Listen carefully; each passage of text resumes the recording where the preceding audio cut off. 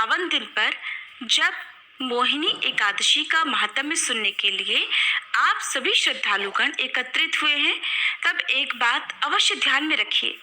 ये व्रत केवल उपवास नहीं, बल्कि आस्था, श्रद्धा और नियम का अद्भुत संगम है। इस व्रत की पूर्णता के लिए, इसकी गहराई को समझने के लिए मोहिनी एकादशी की कथा से पहले ग्यारस माता की कथा सुनना अत्यंत आवश्यक है।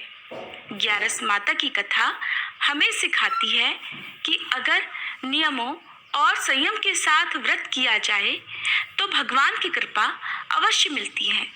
बिना नियम, बिना श्रद्धा के किया गया उपवास केवल भूख रह जाता है, लेकिन विधि पूर्वक किया गया व्रत पापों का नाश और पुण्यों की प्राप्ति कराने वाला होता है।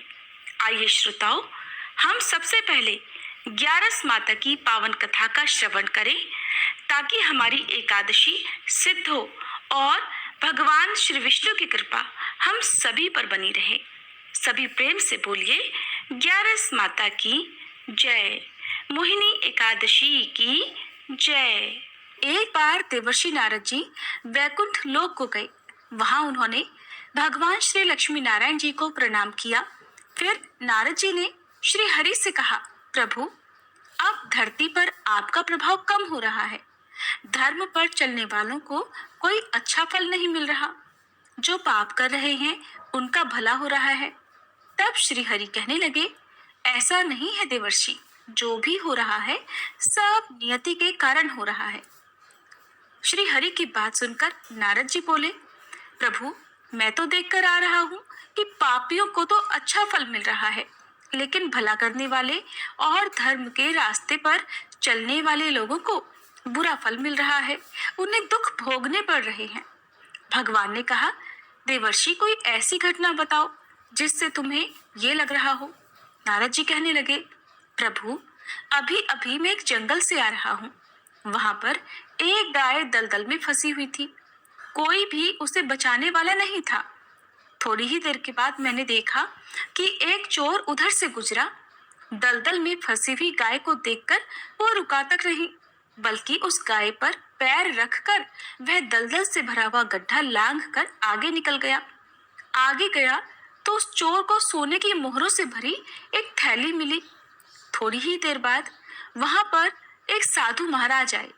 उन्होंने उस गाय को दलदल में फंसा देखा तो गाय को बाहर निकालने की पूरी कोशिश की और पूरी ताकत लगाकर आखिरकार उस गाय को निकाल लिया।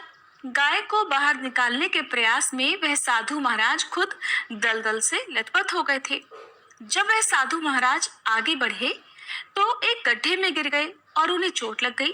प्रभु, अब आप ही बताइए, ये कौन सा न्याय है? नारद जी की पूरी बात सुन लेने के बाद श्री हरि बोले, देवर्षि, ये सही ही हुआ। जो चोर गाय पर पैर रखकर भाग गया था, उसकी किस्मत में तो एक खजाना था, लेकिन उसके इस पाप के कारण उसे केवल कुछ मोहरे ही मिल पाई। वहीं उन साधु महाराज को गड्ढे में इसलिए गिरना पड़ा क्योंकि उनके भाग्य में उस समय मृत्यु लिखी हुई थी। लेकिन एक गाय को बचाने के कारण, दलदल से बाहर निकालने के कारण उनके पुण्य बहुत अधिक बढ़ गए और उनकी मृत्यु बस एक छोटी सी चोट में बदल गई। इंसान के कर्म से ही उसका भाग तय होता है देवर्षि, इसलिए अच्छे कर्म करना कभी भी नहीं छोड़ना चाहिए। श्री हरि की बात सुनकर देवर्षि नारद मुस्कुराते हुए और प्रभु को प्रणाम करते हुए नारायण नारायण कहकर प्रभु की रचाई हुई सृष्टि की अन्य लीलाएं देखने के लिए चल पड़े।